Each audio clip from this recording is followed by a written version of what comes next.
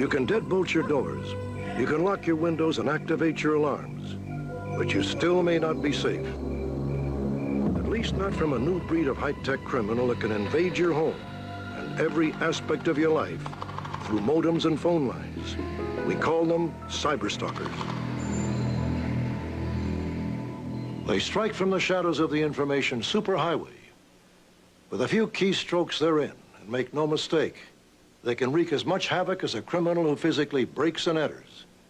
Yet most states haven't even passed legislation banning their activities. Tonight, 2 cases from the lawless frontier of cyberspace. Cynthia Armistead is a respected technical writer from Atlanta, Georgia. A stalker apparently singled her out in a newsgroup, an internet meeting place where people talk via computer postings. Cynthia says the unseen antagonist posted an ad across the internet, inviting strangers to contact Cynthia if they wanted a prostitute. Then a day or so later, I started getting hundreds of email from strange men wanting to set up dates or to know prices for special services. Cynthia fought back.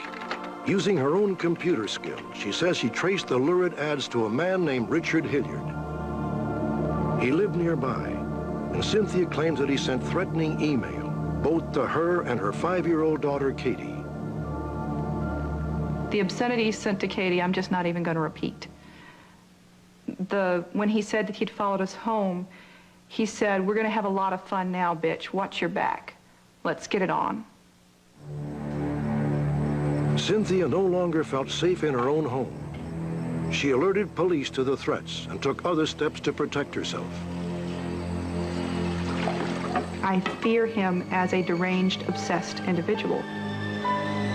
We've moved several times. We've changed our phone number. I learned to use a gun. I have a permit to carry a concealed weapon. I'm worried about my daughter's safety. She asks questions, and all I can leave it at is that, for whatever reason, there are crazy, bad people in this world, and we don't do anything to deserve it. We didn't do anything to encourage it, but we have to protect ourselves against them. Richard Hilliard was eventually arrested on stalking and harassment charges stemming from this case. His trial is scheduled to begin this month. However, experts say such prosecutions are the exception. One of the problems with stalking online is that there is almost no case law. Attorneys are afraid of it because they don't know if they can win. Colin Hatcher is the co-founder of Cyber Angels, one of the few groups that fights internet abusers on their own turf. Cyber Angels has had its share of run-ins with high-tech stalkers. In our experience, in every single cyber stalking case we've dealt with, the cyber stalker attempts to locate the physical address of the woman he's stalking. Cyber stalking involves a prolonged, malicious vendetta, premeditated, planned, systematic. The person doing it is obsessed with you. They wish to hurt you. We have to take into account the possibility that they wish to escalate the situation to real life and to physically assault their target. If I could face these people, I would ask them, why did you pick me? Why are you so obsessive with me that you continue to harass me? Jane Hitchcock says that beginning in January of 1996, she and a group of fellow writers posted notices like this one on the internet. It warned that a certain literary agency aggressively soliciting business might be a fraud. The agency denies any wrongdoing or unethical practices. Hitchcock says that soon after issuing the warning, she found herself in the line of fire.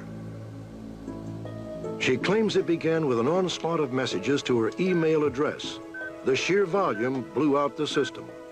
Hitchcock says that the cyber harassment included an attempt to get her fired from her job at the University of Maryland by sending insulting letters in her name to co-workers and employers. And that was just for starters. I got a call from a woman in California, and she said, "Your name's in all the sex-related news groups." And I was like, "What?" And I just went right to my computer And I turned it on, got on, and I found out that there were these messages called Hot for Love Bites. And the basic message was that I was interested in sadomasochistic sex. So here was my home phone number, my home address, all over the internet. When the calls did come, I was thinking, well, if these people are going to call, then what's to stop somebody from coming to the door? A million strangers could now find Jane's home address with a touch of a computer key. When she's home alone, she keeps a handgun close by. I called the police. They said they couldn't do anything because they weren't really good with computers and didn't know anything about the internet. They could send a guy over, you know, and take a report, and I said, well, that's not going to help me if they're not going to understand what I'm talking about. Despite countless hours of research, Jane Hitchcock has not been able to identify all those she believes are involved in stalking her. However, she has filed a civil lawsuit against the agency, alleging harassment, libel, and infliction of intentional emotional distress.